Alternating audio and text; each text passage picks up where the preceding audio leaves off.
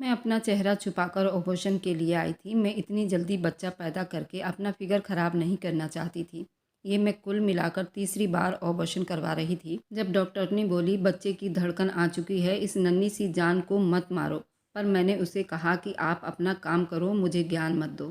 तुम्हें तो सिर्फ पैसों से मतलब होना चाहिए। इसी तरह 5 साल बीत गए। पति और ससुराल वाले समेत मुझे भी अब बच्चे की चाहत होने लगी। पर लाख कोशिशों के बाद भी मैं प्रेग्नेंट नहीं हो पाई थी। एक दिन नौकरानी अपना नवजात शिशु मेरे पास लाई। उस बच्चे को देखकर मैं उस दिन को तरस रही थी जब मेरा प्यारा बच्चा इस दुनिया में आएगा। मैं अभी थोड़ी देर पहले कमरे के अंदर दाखिल हुई थी कि पति की बातें दोबारा से स्टार्ट हो गई थी। मैंने अफसोस भरी नज़रों से उसके तरफ देखा था और उसे कहा, कुछ तो भगवान का डर करो। अभी हमारी शादी को सिर्फ 5 साल का टाइम ही तो हुआ है। तुम्हें बच्चे की फिक्र होने लगी है। तुम्हारा दिल है कि मैं बच्चा पैदा करके अपनी सारी अय्याशियाँ ख़त्म कर दूँ। मेरा शब्द ना चाहते हुए भी थोड़ी गुस्से में हो गया था। वह हैरानी से मेरी तरफ देखने लगा। तुम कैसी शब्दों का इस्तेमाल कर रही हो और किस तरह के शब्दों का चुनाव कर रही हो? बच्चे पैदा करने से तुम्हारी अय्यासियों पर ऐसा कौन सा पहाड़ टूट जाएगा जो तुम इस तरह की बेहुदा बातें कर रही हो? मैंने उसके सामने हाथ जोड़ दिए। कहा कि देखो, तुम्हारी वजह से मैंने जल्दीबाजी में शादी तो कर ली है, लेकिन अब मुझे जल्दी बच्चा पैदा करवाने की कोई उम्मीद मत रखना, क्योंकि मैं दिमागी तौर पर बिल्कुल भी तैयार नहीं हूँ और ना ही मैं अपना फिगर ख़राब करना चाहती हूँ। मैं नहीं जानती कि उस वक्त गुस्से में मैं क्या कह रही थी, मगर सच तो ये था कि पति की बातों ने ही मेरा पारा हाई कर दिया था। शादी के बाद हम दोनों ने बैठकर फैमिली प्लानिंग की थी। इसके हिसाब से हम लोगों ने तय किया था कि 5 से 6 साल तक बच्चे पैदा नहीं करूँगी और ये 5 साल हम अपनी ज़िंदगी को पूरी तरह एंजॉय करके बिताएंगे। लेकिन अभी 1 साल पूरा नहीं हुआ था। मेरा पति बच्चे की चाहत करने लगा था। उससे बदतमीजी करके मैं बाहर निकली तो मेरी सास वहीं पर बैठी मोहल्ले की किसी औरत से बात करते हुए कह रही थी, मैं बहुत परेशान हूँ, मुझे समझ नहीं आ रहा क्या करूँ। भगवान से रोज़ प्रार्थना करती हूँ कि मेरी बहू की कोख भी भर दे, लेकिन लगता है कि अभी ठीक टाइम नहीं आया। उससे पहले कि वे और ज़्यादा कुछ कहती, सुनीता आंटी ने उन्हें डांटते हुए बोला, क्या हो गया विमला? अभी तुम्हारी बहू को यहाँ पर आए हुए 6-7 महीने बीते हैं। वह छोटी भी है, कम उम्र भी है। अभी उस पर इस तरह की जिम्मेदारी ना ही आए तो अच्छा होगा। जब वो थोड़ी सी मेच्योर हो जाएगी तब तुम। अरे अरे, कैसी बातें कर रही हो? मेरी सास शोर मचाते हुए बोली, तुम्हें याद होगा कि तुम्हारी बहू 2 महीने के बाद ही प्रेग्नेंट हो गई थी और 1 साल के बाद तुम अपने पोते के साथ खेल रही थी। तुम्हारी बहू भी तो छोटी और कम उम्र की थी। तुम्हें उस पर तरस क्यों नहीं आया जो मेरी बहू के लिए परेशान हो रही हो? मेरी सास बिल्कुल गुस्से में होकर बोल रही थी। मैं बड़ी गुस्से से अपनी सास को देखने लगी। उनकी नज़र अचानक ही मुझ पर पड़ी तो सीने पर हाथ रखते हुए बोली, हे भगवान, तू मुझे कैसे घूर रही है? साफ पता चल रहा है तुम्हारे दिल में मेरे लिए जलन है। कुछ तो भगवान का डर करो। माँ, आप में ऐसा क्या है जो मैं आपसे जलूंगी? मैंने बेचैनी से कहा, अभी मैं थोड़ी देर के लिए अपनी माँ के घर जा रही हूँ, वापस आकर आपसे बात करती हूँ। ये कहकर मैं अपनी साड़ी का पल्लू संभालते हुए घर से बाहर निकल गई, जबकि पीछे वो मुझे डांटने लगी, तुमने अच्छा चाल चलन अपनाया है। जब दिल करता है मुंह उठाकर निकल जाती हो और यहाँ मोहल्ले वाले 100 तरह की बातें बनाते हैं, लेकिन तुम्हें तो किसी चीज़ की भी कोई फिक्र नहीं होती। मेरी सास की पुरानी आदत थी और मैं कभी उनकी बातों पर ज़्यादा ध्यान नहीं देती थी। मेरे पति ने भी मुझे ये परमिशन दी हुई थी कि जब भी तुम्हारा अपनी माँ से मिलने का जी चाहे तो तुम मिलने चली जाया करो। तुम्हें किसी की भी टेंशन लेने की कोई ज़रूरत नहीं है। वैसे भी मेरी माँ का घर सिर्फ कुछ घरों के दूरी पर ही मौजूद था। अभी घर के अंदर दाखिल हुई थी कि भाई की नज़र मुझ पर पड़ी। तुम फिर से मुंह उठाकर आ गई हो, उसने गुस्से से कहा। मैंने नज़र उठाकर अपनी मम्मी के चेहरे की तरफ देखा तो भाई को डांटते हुए बोली, तुम्हें अपनी बहन से बात करने की बिल्कुल भी तमीज़ नहीं है। मम्मी जब भी यहाँ पर आती है आपको कोई ना कोई पट्टी पढ़ाती रहती है और खुद जाकर अपने ससुराल में भी लड़ाई झगड़ा करती है। भगवान की कसम, मुझे पिछले हफ्ते में 3 बार इसकी शिकायतें इसके ससुराल वालों से आ चुकी हैं। मैंने आपको बताया भी था। भाई, मेरी फ़िक्र करने की कोई ज़रूरत नहीं है। मेरे घर में या मुझ पर ध्यान देने की बजाय आप अपनी पत्नी पर ध्यान दोगे तो ज़्यादा अच्छा रहेगा। आजकल आपकी पत्नी कौन से चक्करों में पड़ी हुई है। जब तुम्हें उसकी हकीकत के बारे में पता चलेगा तुम किसी के बारे में बोलने के लायक भी नहीं रहोगे। ना चाहते हुए भी मेरा शब्द थोड़ा सा तीखा हो गया था, क्योंकि मैं अपने खिलाफ कोई बात बर्दाश्त नहीं कर सकती थी। घर की सबसे बड़ी लाडली बेटी थी, हमेशा मेरी कही हुई बात मानी जाती थी। मेरे भाई को शुरू से ही इस घर में कोई ज़्यादा हैसियत का नहीं माना जाता था। वे लड़का था मगर उसके बावजूद पापा मुझसे सबसे ज़्यादा प्यार करते थे और हर मामले में मुझे ही ऊपर रखा जाता था। ये देखकर वह जलता भी था और टाइम के साथ साथ हम दोनों के दिलों में एक दूसरे के लिए नफ़रत भी बढ़ती चली गई थी। अब तो नफ़रत की दीवारें इतनी मजबूत हो गई थी, उसको तो मेरी शक्ल से ही नफ़रत हो गई थी। उसने अपनी क्लासमेट से अपनी मर्ज़ी से शादी की थी, जो कि बड़ी बदचलन लड़की थी। कई लड़के उसके बॉयफ्रेंड थे। ये बातें मेरे भाई को शादी के बाद पता चली थी। हम लोगों ने उसे राय भी दी थी कि उस औरत को छोड़ दो, वरना वह औरत तुम्हें जलील और बदनाम करके रख देगी। मगर मेरे भाई ने मेरी एक बात नहीं मानी और उस औरत को घर ले आया। उस दिन के बाद से तो जैसे मेरी माँ के घर से सुकून ही खत्म हो गया था और जैसे हमारे घर में लक्ष्मी आना ही रुक गई थी। हमारे घर से तो लगता था जैसे लक्ष्मी रूठ गई हो। एक अजीब सी मनहूसियत थी जो चारों तरफ छा गई थी। मैंने खुद इस बात को महसूस की थी। वह अक्सर भाई के सामने हाथ जोड़कर रो पड़ती थी, भगवान के लिए मुझ पर भरोसा करो, मैं ऐसी वैसी लड़की बिल्कुल नहीं है, मुझे लोगों ने बदनाम किया है। मेरी माँ भी इस बात को लेकर बहुत टेंशन में थी और कहती थी मैं मरकर तुम्हारे पिताजी को क्या मुंह दिखाऊंगी कि एक बदचलन लड़की से मैंने अपने बेटे की शादी की है, जबकि मेरा भाई उस लड़के से बहुत प्यार करता था। उसके लिए उसे छोड़ना मुश्किल ही नहीं, नामुमकिन था। वह हमेशा मेरी माँ को तसल्ली देते हुए कहता था, माँ वह ऐसी वैसी लड़की नहीं, आपका बहुत ख्याल रखेगी। ये बातें पिछले 2 साल से चलती आ रही थी मगर अभी तक उसने अपना वादा नहीं निभाया था। अभी तक वह बराबर मायूस करते आ रही थी। अब भाई जबकि मुझे डांट चुका था, इसलिए मैंने भी फैसला किया उसकी पत्नी का पोल पट्टी उसके सामने खोल कर रख दूंगी।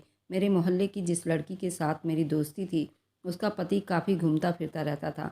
उसने ही मेरी भाभी को एक अनजान आदमी के साथ एक होटल में बैठा हुआ देखा था। वह दोनों एक दूसरे के हाथों में हाथ डाले मुस्कुराते हुए बातें कर रहे थे। तभी उसने तस्वीर खींच ली थी। उस औरत ने सारी तस्वीर मुझे भेज दी थी। मैं जानती थी अगर एक तस्वीर भी अपने भाई को दिखा देती तो उनके रिश्तों की डोरी टूट जाती। जब वह अपनी पत्नी की साइड लेने लगा तो मैं खुद पर कंट्रोल नहीं रख पाई और वह सारी तस्वीर निकाल कर उसे दिखा दी। माँ मुझे रोक रही थी और पूछ रही थी मगर उस वक्त मुझे सिर्फ़ और सिर्फ अपनी बेइज्जती का हिसाब लेना था जो मैं कामयाब हो चुकी थी। अब उसका ध्यान मेरी तरफ से हट गया था। प्रीति कहाँ हो तुम, जल्दी से बाहर आओ, उसने चिल्लाते हुए कहा। मेरे होठों पर एक मुस्कुराहट फैल गया था। मम्मी मेरे कंधे पर थप्पड़ मारते हुए कहने लगी, पागल लड़की तूने क्या कर दिया, तुमने क्यों अपने पाँव पर ही कुल्हाड़ी मार ली। मैंने मम्मी को कहा मैंने जो भी कुछ किया है बहुत सोच समझ कर किया है। अब कम से कम आपका बेटा मेरे किरदार पर उंगली नहीं उठाएगा और ना ही आपकी परवरिश को बुरा भला कहेगा। भाई दोबारा से उसे आवाज़ देने लगा। मैं जानते हुए बोली वह घर पर नहीं है, अपने किसी आशिक से मिलने गई होगी और उसके साथ ही भाई घर से बाहर निकल गया था। शाम तक मैं अपनी माँ के पास ही ठहरी थी। मैं जब भी यहाँ पर आती थी तो अपनी माँ के पास से जाने का मन नहीं करता था। मेरा ससुराल में दिल लगाना बड़ा मुश्किल हो जाता था। मैं हर दूसरे दिन यहाँ पर आकर बातें करती, मुझे आराम मिल जाता। मैं घर के बाहर निकल गई थी। भाई की चिल्लाती हुई आवाज़ सुनाई दी, जो ज़रूर अपनी पत्नी को ही खींचते हुए घर के अंदर ला रहा था। प्रीति उनके सामने हाथ जोड़कर फूट फूट कर रो रही थी और अपनी कस्में देते हुए कह रही थी, मैंने कुछ भी नहीं किया, मेरी बात पर भरोसा करो। ये तस्वीर जब की है जब मेरी शादी नहीं हुई थी और मेरे पापा ने अपने दोस्त के बेटे से मेरा रिश्ता तय किया था और मेरे पापा ने ही हम दोनों को वहाँ पर मिलवाया था। अब मेरे पापा तो ज़िंदा नहीं हैं लेकिन माँ मेरी इस बात की गवाह है और शायद ये उस टाइम की तस्वीर है जब मैं उस लड़के से बात कर रही थी और उसे अपने दिल की बात बता रही थी कि मैं अपने क्लास के लड़के से ही मोहब्बत करती हूँ और उसी से शादी करूँगी और आप भी इस शादी से मना कर दो ताकि मेरे पापा मेरी जान छोड़ दे और आप मुझ पर भरोसा करो, मेरा इस लड़के से कोई लेना देना नहीं। और आज मेरी माँ की तबीयत खराब थी इसलिए उनको देखने के लिए गई थी। मैंने आपकी माँ को सब कुछ बताया भी था। उस पर मैंने मम्मी को घूरा और आंखों ही आंखों में इशारा किया, खबरदार जो आपने उसकी बात की गवाही दी, मम्मी के लिए अपनी औलाद से बढ़कर कोई और चीज़ प्यारी नहीं है। इसलिए उन्होंने मेरी साइड ली और साफ मुकर गई। उन्होंने उसे परमिशन नहीं दी थी। प्रीति का मुंह बिल्कुल बंद सा हो गया था। वह ज़रूर हम दोनों माँ बेटी को देख रही थी। शायद उसे अंदाज़ा नहीं था कि हम उसके साथ इतना बड़ा धोखा करेंगे। तुमने जो भी कुछ मेरे साथ किया है तुम्हें बहुत जल्द उसका हिसाब देना होगा। भगवान की लाठी में आवाज़ नहीं होता, ज़रूर वह तुम्हारा हिसाब भी लेगा और तुम्हें पता भी चलेगा और भरे बाजार में जलील और रुस्वा हो जाओगी। जिस वक्त तुम्हें अपनी नुकसान का अंदाज़ा होगा उस वक्त बहुत देर हो चुकी होगी। वह अपनी आंचल उठा उठाकर मुझे शराब दे रही थी मगर मुझ पर तो उसकी किसी बात का कोई असर नहीं हो रहा था। मेरे दिमाग में एक ही बात बैठी हुई थी, जो इंसान खुद पाप कर रहा हो उसकी शराब दूसरे इंसान को नहीं लगती। मैंने उसे जलाते हुए कहा, पहले तुम्हारी पवित्रता तो साबित हो जाए, उसके लिए तुम्हें सदियों लगेगी, लेकिन कभी भी तुम अपने पति को ये यकीन नहीं दिला पाओगी कि तुम उस इंसान से मिलने के लिए नहीं गई थी। न जाने क्यों मुझे बहुत खुशी महसूस हो रही थी। शायद इसलिए क्योंकि थोड़ी देर पहले तक वे सारी बातें मेरा भाई मुझे कह रहा था। अब मेरी जगह उसकी पत्नी आ गई थी। मुझे उसका जरा भी दुख नहीं था। मैंने उन दोनों को अलग कर दिया और मेरी भाभी वह सच में ही अपनी मम्मी से मिलने के लिए ही गई थी। भाई का फिर से कान भरते हुए कहा, तेरी पत्नी झूठ बोल रही है। मेरा भाई उसे बहुत मार रहा था, उसे बुरा भला कह रहा था। खबरदार, जो अब तुमने मुझे हाथ लगाने की कोशिश की। वह हलक के बल चिल्लाई थी। भाई ने उस पर हाथ उठाया, दोबारा से उसके चेहरे पर निशान छोड़ दिया। वह बेहोश होकर ज़मीन पर गिर गई। मैंने माँ को कहा, चलिए ठीक है, अब मैं चलती हूँ। काफ़ी देर हो गई, बहुत जल्द आपसे दोबारा मिलने के लिए आऊँगी। भाई को मैंने आंख मारते हुए कहा था, भाई अगर तुम्हें इस तरह की कोई खबर चाहिए तो तुम मुझसे व्हाट्सएप से बात कर सकते हो। मैं तुम्हारी पत्नी पर बहुत अच्छे तरीके से नज़र रखूँगी। उसे कभी भी तुम्हें धोखा देने की परमिशन नहीं दूँगी। उनकी खुशियों में आग लगा दिया था। मैं नहीं जानती थी ये सारी चीज़ें मुझे वापस सूद ब्याज के साथ मिलने वाली है। वैसे भी कोई भी बात मुझसे बर्दाश्त नहीं होती थी। जल्दी आंखों में आंसू आ जाते थे, या अगर बर्दाश्त कर भी जाती तो गुस्से की हालत में अपना मूड ख़राब कर लेती। लेकिन दूसरे के मामले में ऐसा नहीं सोचती। मेरा दिल करता था कि सारी दुनिया मेरी गुलाम बनकर रहे। जो लोग मुझसे मोहब्बत करते हैं वो मेरे हिसाब से काम करें। मैं जो कुछ भी कहती रहूं वह सब कुछ बर्दाश्त करते रहें। जब मैं अपने ससुराल वापस आई तो वहाँ पर मनीषा बैठी हुई थी, जो मेरे कॉलेज की फ्रेंड थी। मैं उससे बहुत ज़्यादा क्लोज थी। उसकी शादी को करीब 7 साल बीत गए थे, मगर अभी तक उसने अपना फिगर वैसे का वैसा बना रखा था। मैंने उससे इम्प्रेस होकर ही फैसला किया था कि 5 साल के बाद ही बच्चा पैदा करूंगी, उससे पहले इस बारे में सोचूंगी भी नहीं। वह मेरे पास आई और मेरे गले मिलते हुए कहने लगी, तुम तो दिन ब दिन बहुत खूबसूरत होती जा रही हो, बस बच्चा पैदा ना करना, नहीं तो तुम्हारी खूबसूरती खराब हो जाएगी।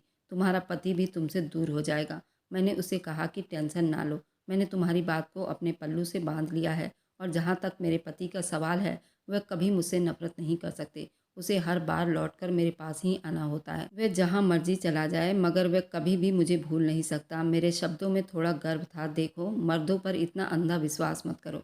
कभी कभी करना चाहिए, क्योंकि हर वक्त मर्द भरोसे लायक नहीं होते। इंसान को टुकड़े टुकड़े कर देता है। तुम अपने पति को यूं खुलेआम मत छोड़ो, बल्कि उस पर कड़ी नज़र रखो। देखो क्या करता है, कहाँ जाता है, किस किस से बात करता है, उसके किस तरह के दोस्त हैं, उसके लड़कियों से दोस्ती है या नहीं। मेरी सहेली किसी एक्सपर्ट की तरह मुझे इस सब की सलाह दे रही थी, जबकि मैं एक लापरवाह इंसान की तरह उसकी बातें एक कान से सुनकर दूसरे कान से निकाल रही थी।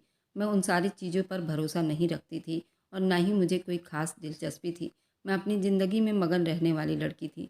मैं इस डर से अपने पति का मोबाइल भी चेक नहीं करती थी, मगर अगर भगवान न जाने कुछ ऐसा वैसा निकल भी आया तो मैं टेंशन में ही मर जाऊंगी। मेरे पति को कोई समस्या नहीं होगी, बस इसी तरह की ज़िंदगी बीत रही थी। बच्चों का झंझट मुझे पसंद नहीं था। मेरे भाई का एक लड़का भी था, लेकिन मैं उसे ज़रा भी प्यार नहीं करती थी। मुझे बच्चे पसंद नहीं थे, बल्कि उसे देखती तो गुस्सा आता था। माँ अक्सर ही मुझे डांटती थी और कहती थी, जब तुम्हारे अपने बच्चे पैदा होंगे तब तुम उनका क्या हाल करोगी। मैं चिढ़कर जवाब देती थी कि मैं बच्चे पैदा नहीं करने वाली, बल्कि मुझे तो सारी ज़िंदगी अय्यासी में बितानी है। माँ मेरे मुंह पर हाथ रख देती और बेचैनी से कहती, अच्छी अच्छी बातें अपने मुंह से निकाला करो, वक्त का पता नहीं होता। मुझे डर है कहीं भगवान तुम्हारी प्रार्थनाएं स्वीकार ना कर ले।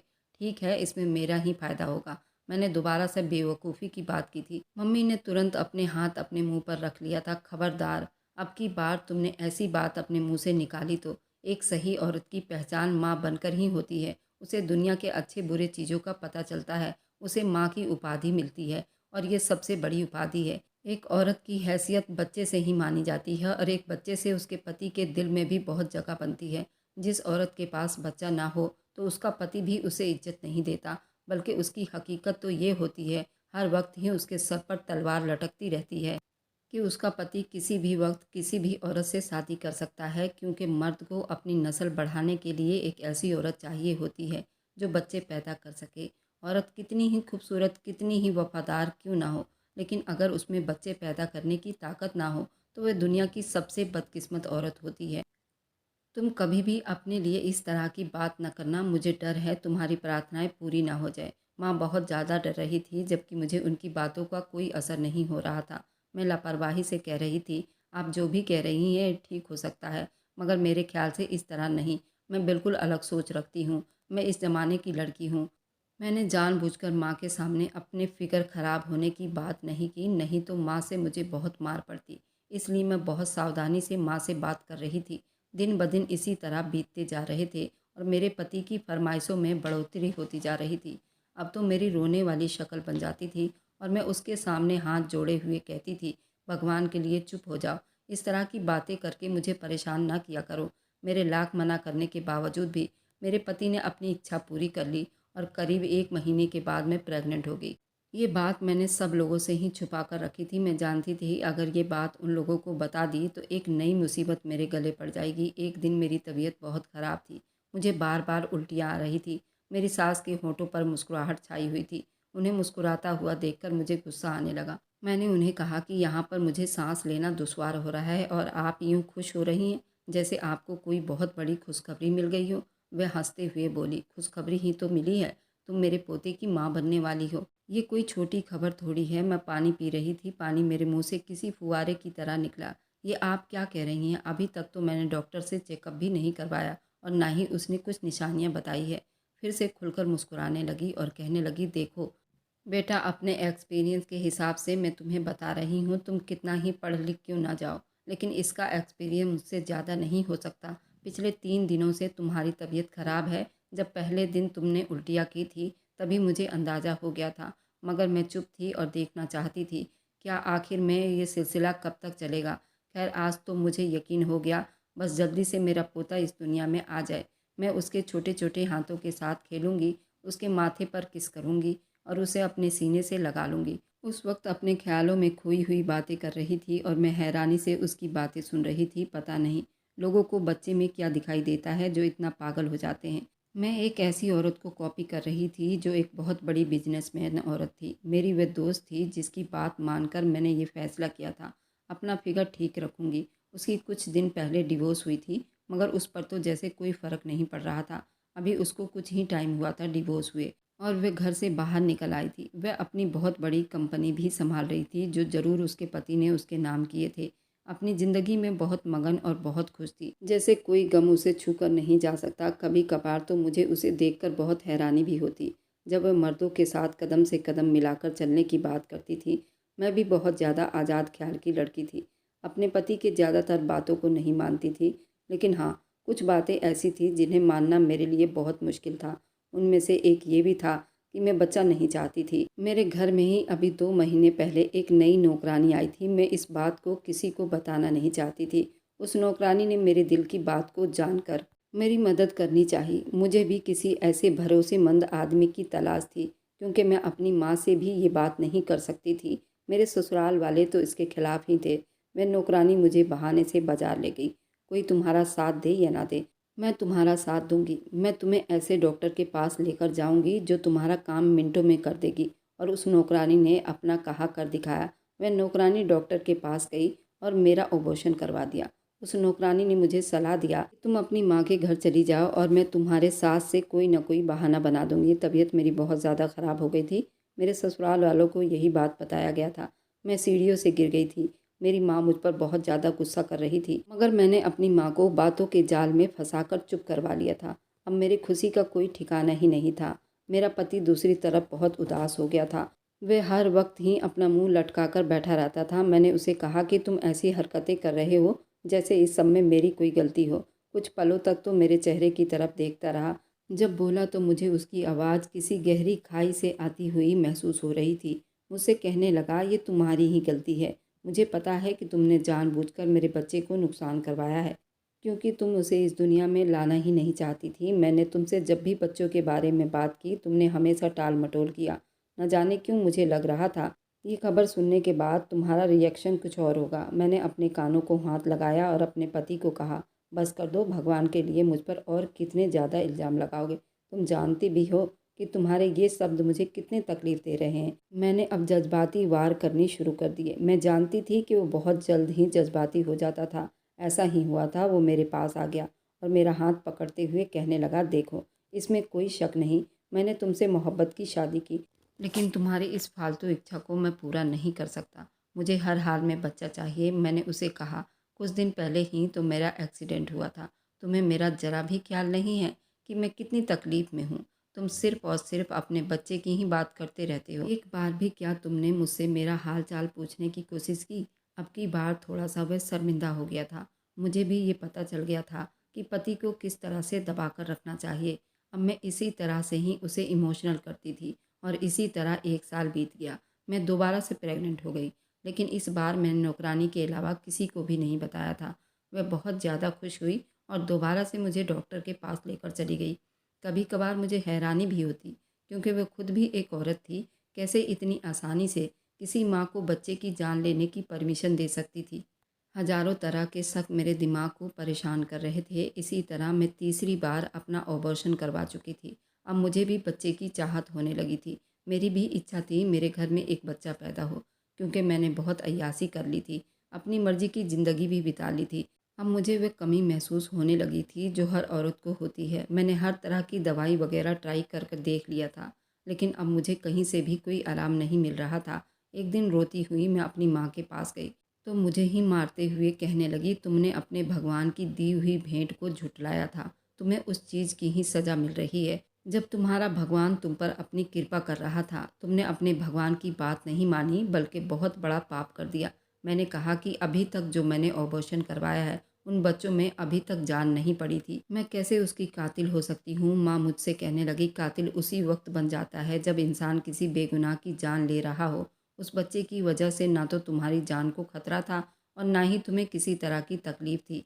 फिर तुमने क्यों उन्हें मारा? अब देखो, सारी ज़िंदगी तुम बच्चे के लिए तरसती रहोगी। मुझे वह औरत अपनी माँ महसूस नहीं हो रही थी। अब अक्सर ही सपने में मुझे छोटे बच्चे दिखाई देते थे जो रो रहे होते थे और मुझे माँ कहकर बुला रहे होते थे। जब मैं सोकर उठती तो मेरे दिल में ये ख्याल बैठ जाता था, ये वही बच्चे हैं जिनको मैंने जान से मारा है। तब मैं रोती थी, चिल्लाती थी, पछताती थी। मेरे पास उसके अलावा दूसरा कोई रास्ता भी नहीं था। मेरे लिए मेरा गम हल्का हो भी जाता, लेकिन मेरे पति का व्यवहार एकदम ही बदल गया था। अब वो पहले की तरह मेरी तरफ ध्यान नहीं देते थे और ना ही उसे मेरी कोई फ़िक्र थी। लगता था मम्मी की कही हुई सारी बातें सच हो रही थी। औरत एक बच्चे के बगैर पूरी नहीं होती, वह कितनी ही खूबसूरत क्यों ना हो। उसकी खूबसूरती मर्द को उस वक्त तक अट्रैक्ट नहीं करती, जब तक कि वह उसे औलाद ना दे दे। मेरा पति अब मुझ में कोई दिलचस्पी नहीं लेता। मैं जब भी उसके पास जाकर बैठती, वह उठकर बाहर चला जाता। ये देखकर मेरा दिल जलता था। अपनी सास के पास जाती तो वो मुझे ताने देते हुए कहती कि जब तुम अपने पति को औलाद नहीं दे सकती हो, तो तुम कैसे ये सोच सकती हो कि तुम्हारा पति तुमसे मोहब्बत करेगा।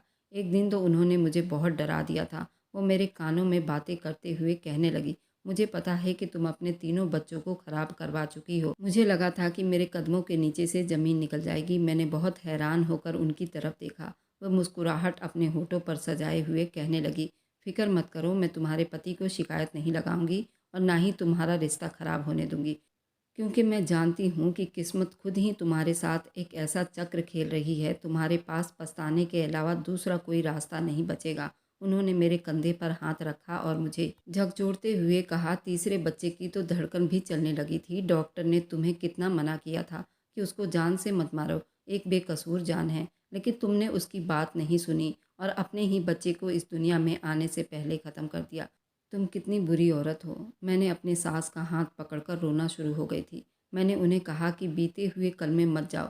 जो भी हुआ वह सब नादानी में हुआ। मैं पागल हो गई थी। मैं सही और गलत के तमीज़ भूल गई थी। उन्होंने अपने हाथ तेज़ी से पीछे किया और उंगलियां उठाकर धमकी देते हुए कहने लगी, देखो, मेरे साथ ये सब ड्रामाबाजी मत करना, ना तो मुझसे बुरा कोई नहीं होगा। तुम कोई छोटी बच्ची नहीं थी और ना ही तुम कोई नादान लड़की थी जो तुम्हें इन चीज़ों के बारे में पता नहीं था।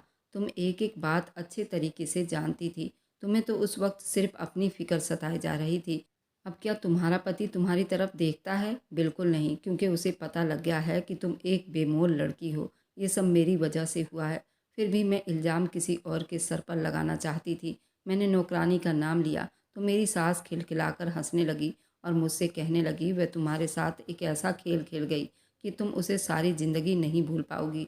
मैंने हैरानी से पूछा, इस बात का क्या मतलब है? तो मेरी सास कहने लगी, जो नौकरानी तुम्हारी इतनी हेल्प कर रही थी, वह तुम्हारे पति की दूसरी पत्नी है और तुम्हारी भाभी की सहेली है, और तुम्हारी भाभी के कहने पर ये यहाँ नौकरानी बनकर आई और तुम्हारे पति के दिल पर राज करने लगी और तुम्हारी एक एक खबर हमें बताती रही। पर उसने वादा किया, मैं तुम्हारे बच्चे को ज़रूर जन्म दूंगी। उसमें से एक बच्चे को सही सलामत निकाल कर उसके पेट में शिफ्ट कर दिया गया और वह अपने पेट में तुम्हारा बच्चा पाल रही थी। उसने मेरे बेटे का बच्चा जन्म दिया है। मैंने उसके साथ अपने बेटे की शादी कर दी है। मेरा बेटा भी उसके साथ बहुत खुश है। अब इस घर में तुम्हारी कोई ज़रूरत नहीं, ना ही कोई औकात है। मैं अपने पति के पास गई, उसके पैरों में गिर गई। उसे कहा कि मुझे ये सज़ा नहीं चाहिए, मुझे हर हाल में अपना पति चाहिए। उसने भी अपने पैरों के ठोकर से मुझे इतनी दूर फेंक दिया और कहा, तुम्हारी औकात बस यही है। तुमने उस नन्ही जान को मारा है जिसने अभी दुनिया भी नहीं देखी थी। तुम्हारी जैसी औरत का कोई भरोसा नहीं, जो एक माँ कहलाने के लायक नहीं। मैं उसको अपनी पत्नी कभी नहीं बनाऊंगा। जब मैं रोती हुई अपने घर गई तो मेरी माँ भी मुझ पर बरस पड़ी। माँ ने कहा कि तुमने एक नहीं कई जिंदगियों को बर्बाद किया है, अपने भाई और भाभी का घर तोड़ा। तुम्हारे भाई ने तुम्हारे चक्कर में उसको धक्के देकर निकाल दिया। वह अपने बच्चे के साथ अकेली ज़िंदगी बिता रही है। इधर मेरा बेटा रोज़ अपने बच्चे और अपनी पत्नी के लिए तड़पता है। तुम डायन हो, अपना घर भी बर्बाद किया और दूसरों का भी। मैं एक जिंदा लाश बनकर अपनी माँ के चौखट पर बैठी थी। मुझे बहुत पछतावा हो रहा था। आप लोग कमेंट में बताइए, क्या मैं माफ़ी के लायक हूँ या नहीं। मेरे पति ने मुझे डिवोर्स तो नहीं दिया, पर वह अपने साथ भी मुझे नहीं रखना चाहता। मैं ऐसे हाल में क्या करूं? मुझे कोई अच्छी सलाह दीजिए। मैं गुनहगार तो हूं, लेकिन अपने पापों का पश्चाताप करना चाहती हूं। किसी की बातों में आकर अपनी ज़िंदगी को बर्बाद कर लिया। अगर आपको आज की कहानी पसंद आई है तो वीडियो को ज़रूर लाइक कीजिएगा और अपने दोस्तों के साथ शेयर भी कीजिएगा। और हाँ, अगर आपने अभी तक हमारे चैनल को सब्सक्राइब नहीं किया है तो ज़रूर सब्सक्राइब कर लें। मिलते हैं हम अपनी कल की एक और नई दिलचस्प कहानी के साथ। मुझ पर सदा अपना प्यार और स्नेह बनाए रखें। सभी को मेरा प्यार भरा नमस्कार दोस्तों।